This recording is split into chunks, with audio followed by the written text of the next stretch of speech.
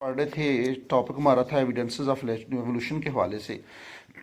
जैसा कि हमने बात की थी कि एवोल्यूशन ऑब्जर्वेबल साइंस छोड़ती है और अनाटमिकल सिमिलरिटीज़ जो हैं उसकी बेस के ऊपर हम ऑर्गेनिज्म को मुख्तलिफ टेक्सोनोमिक कैटेगरी में डिवाइड करते हैं, क्लासीफाई करते हैं।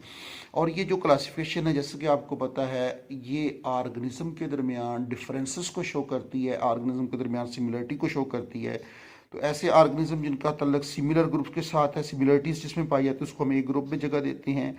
और ये बहुत बड़ा सपोर्ट करती है theory of descent with evolution, यानी इस बात को सपोर्ट करती है कि जो नया जानदार हैं उसमें एवोल्यूशन कैसे होती है, उसमें मॉडिफिकेशन कैसे होती है।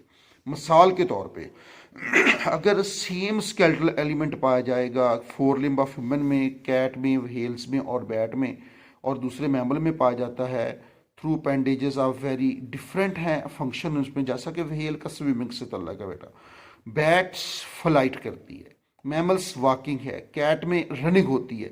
लेकिन इनके अंदर सेम फोर लिम्ब ह्यूमरस का पाया जाना, रेडियस का पाया जाना इस बात को शो करता है कि इनकी एवोल्यूशन कॉमन इंसेस्टर से हुई है।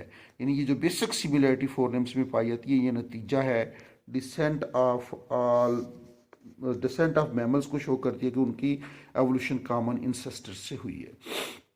दूसरी बेटा एग्जांपल है wings of flippers, four legs और legs of different mammals, variation on common ancestor them has been modified for divergent function. बेटे उनकी बात करने का मतलब ये बनता है कि जब इन मैमल्स ने डिफरेंट हैबिटेट के अंदर रहना शुरू किया, जैसा कि व्हेल और डॉल्फिन ने वाटर में रहना शुरू किया, तो उसके अंदर मॉडिफिकेशन हो गई वाटर के हवाले से।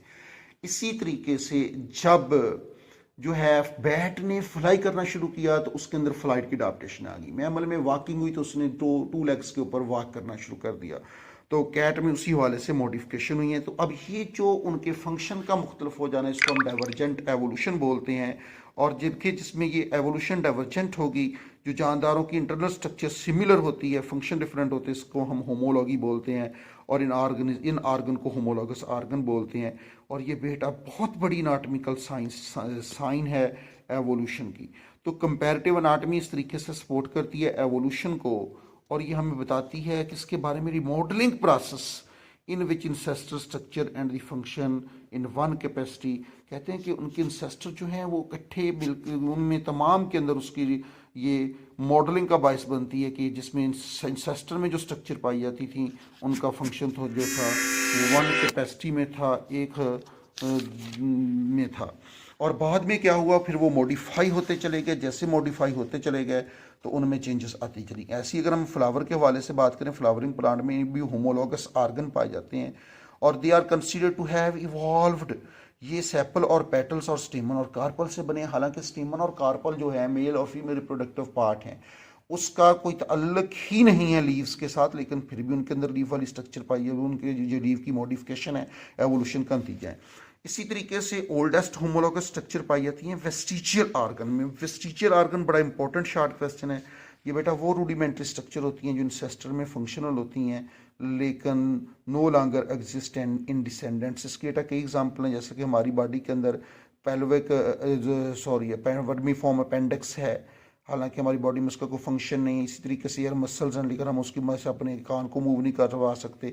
इसी तरह सीखे से अब ये जो फिशेस हैं इसके अंदर पेल्विक गर्डल का रूडिमेंट्री स्ट्रक्चर का पाया जाना, पेक्टोरल गर्डल की रूडिमेंट्री स्ट्रक्चर का पाया जाना, ये भी एवोल्यूशन को शो करता है। अगर इसी तरीके से, हालांकि इनमें टांगे ही नहीं है, स्नेक के वाले से हम बात कर लें उसमें भी पाई जाती हैं अभी तक।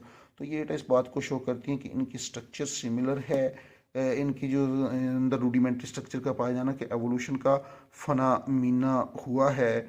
और ये बहुत बड़ी एक साइन है एवोल्यूशन की। लो इंशाल्लाह कल हम कंपैरेटिव बायोलॉजी और मॉलिक्यूलर बायोलॉजी को स्टडी करेंगे। ओके, अल्लाह हाफ़िज़।